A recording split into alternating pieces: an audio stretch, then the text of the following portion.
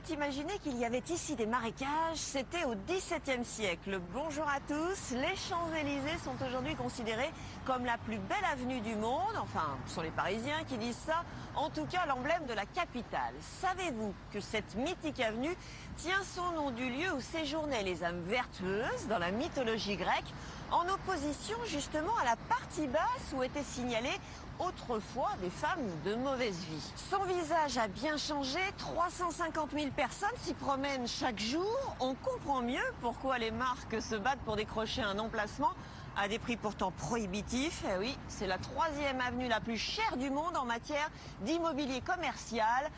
Un peu la folie des grandeurs, et c'est une enquête signée Laure de l'Alex. Ont-ils beaucoup changé depuis 50 ans ? Aujourd'hui, rares sont les habitants qui peuvent s'offrir le luxe de s'y loger.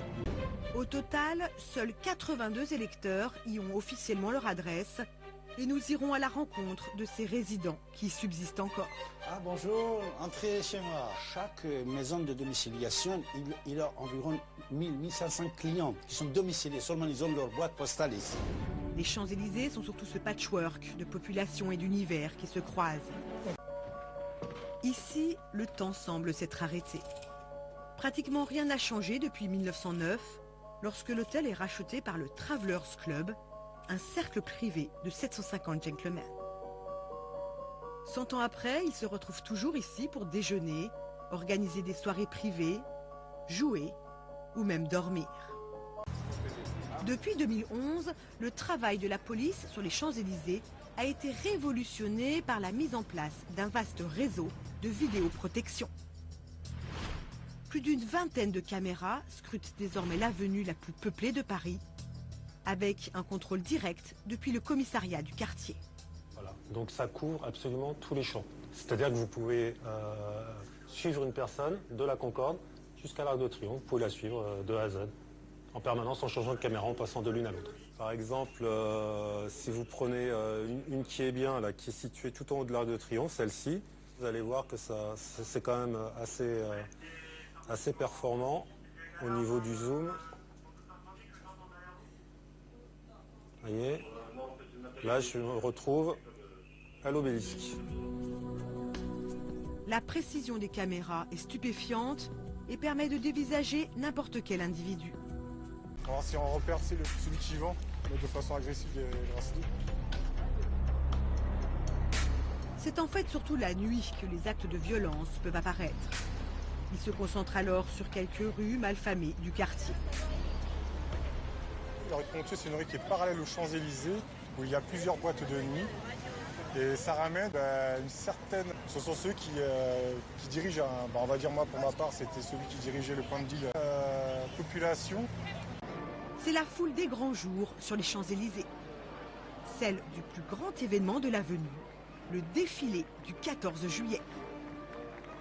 Partout, le public se presse sur les trottoirs et les balcons deviennent des lieux très prisés, comme ceux de l'agence de presse Bloomberg.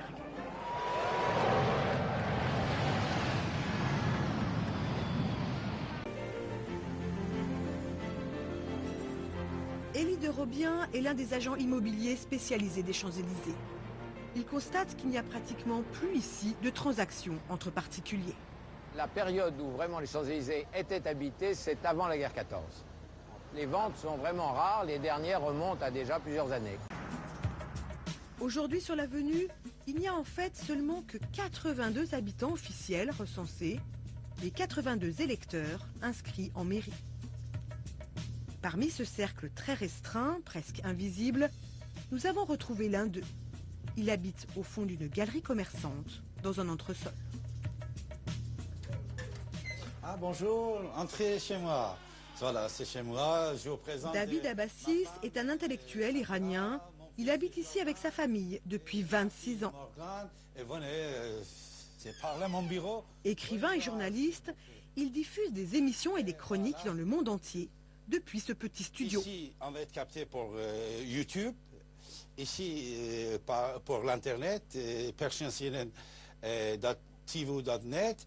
Et là, c'est pour l'envoi sur le satellite Hotbird et Telestar. On va être en direct, c'est-à-dire l'émission va changer. Vous voyez, on peut régler l'image comme on veut. Voilà. Bonjour mes chers amis. À son actif, près de 5000 heures d'émissions sur les chaînes culturelles et laïques. Pour garder notre laïcité en France. Mais sa plus grande fierté, c'est celle d'habiter sur les Champs-Élysées. Bien sûr, sur mon carte de visite et sur tous mes bouquins, et sur mon journal, vous voyez juste en haut, c'est marqué 66 avenue des Champs-Élysées. Oui. Ici, je reçois des gens qui viennent des États-Unis, de Canada, de Japon, de Malaisie. Alors quand je suis aux Champs-Élysées, c'est plus simple, plus facile pour ces gens-là pour trouver les Champs-Élysées. Et prestigieux pour moi aussi, ce n'est pas seulement pour moi, pour le monde entier. Dans n'importe quelle ville du monde, s'il peut, le plus bel avenue, il appelle les Champs-Élysées. Même s'ils n'ont pas changé le panneau, ils disent c'est Champs-Élysées de Beyrouth, c'est Champs-Élysées de Tokyo, etc. Mais l'avenue jouit d'un tel prestige que d'innombrables personnes ou entreprises tentent d'y avoir une adresse. Quand je parle de Champs-Élysées, les gens ils ne croient pas. Pourquoi? Puisqu'il y a plusieurs milliers de personnes qui sont domiciliées aux Champs-Élysées. Par exemple, au 66 avenue des Champs-Élysées, nous avons 5 bureaux de domiciliation. Chaque maison de domiciliation, il a environ 1500 clients qui sont domiciliés. Seulement, ils ont leur boîte postale ici. C'est pour ça que les banques n'ouvrent aucun compte pour les gens qui sont domiciliés aux Champs-Élysées. Parce que si on n'a pas un bureau de domiciliation, ils viennent aujourd'hui, ils vont partir demain. Ils n'ouvrent pas le compte à la banque. David, lui, est bien propriétaire de cet appartement et ses enfants sont nés et ont grandi là. C'était sa première marche sur Champs-Élysées. Il a commencé à marcher sur Champs-Élysées. Sa fille Morgane, elle aussi électrice, a en tout cas trouvé son bonheur sur les Champs-Élysées. Franchement, pour moi, c'est assez sympa puisque quand j'ai rendez-vous, par exemple, avec mes copines, mes amis, tout ça, la plupart du temps, c'est sur les Champs-Élysées. Surtout qu'il y a plein de boutiques, maintenant des boutiques populaires qu'il n'y avait pas avant. Et puis, je trouve que c'est assez sympa sur les Champs-Élysées, on peut trouver ce qu'on veut. David, lui, a bien vu l'évolution commerciale des Champs-Élysées et pour cause, il possédait dans cette galerie 4 petits commerces. Là, on avait sur 2 niveaux plusieurs boutiques. J'étais propriétaire de 4 boutiques. On faisait des petits services, petits restaurants que j'avais là ici. Maintenant, c'est tout ça, c'est un seul lot. Voilà. Champs-Élysées a changé. Dans n'importe quel numéro de Champs-Élysées, presque, vous aviez une brasserie, café. Après, c'était acheté par les grandes marques ou par les fast-food. C'est pas la même chose. Avant, c'est vrai que les grandes marques n'existaient pas. C'était des petits magasins individuels, on peut dire. Mais maintenant, c'est des grandes marques. Mais la plus belle avenue du monde a-t-elle réellement changé de visage? Mais les Champs-Élysées la nuit, c'est aussi la fête et une adresse incontournable, le Lido. Présent sur l'avenue depuis 1946, les spectacles illuminent l'avenue par une profusion de costumes et de décors, et bien sûr de danseuses aux mensurations parfaites.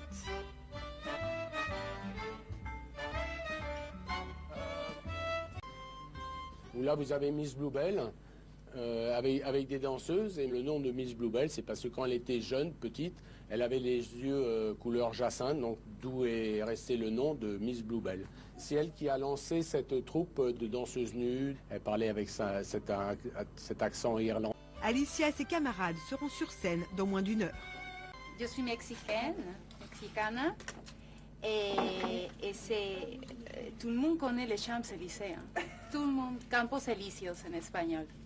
Todo el mundo lo conoce, es muy C'est très prestigieux. À chaque fois que je sors du métro et que je vais m'acheter quelque chose à manger, par exemple, et que je passe devant le Lido, mon lieu de travail, je me dis « Waouh, je travaille ici ». C'est encore comme un rêve. Les Champs-Élysées, sans le Lido, ça perd aussi un peu de son glamour, parce que ça reste forcément que des magasins. Ici, il y a de la vie, il se passe quelque chose, quoi. Vous connaissez la chanson de Jodassin, il y a toujours quelque chose sur les Champs-Élysées. Donc maintenant, oui, chaque événement, on termine sur les Champs-Élysées, forcément. Et si c'était à refaire, oui, je re-signerais tout de suite pour 40 ans. Pour tous, les Champs-Élysées restent donc cette avenue magique qui continue d'attirer et de fasciner le monde entier. de l'Étoile à la Concorde, comme un orchestre à 1000 cordes.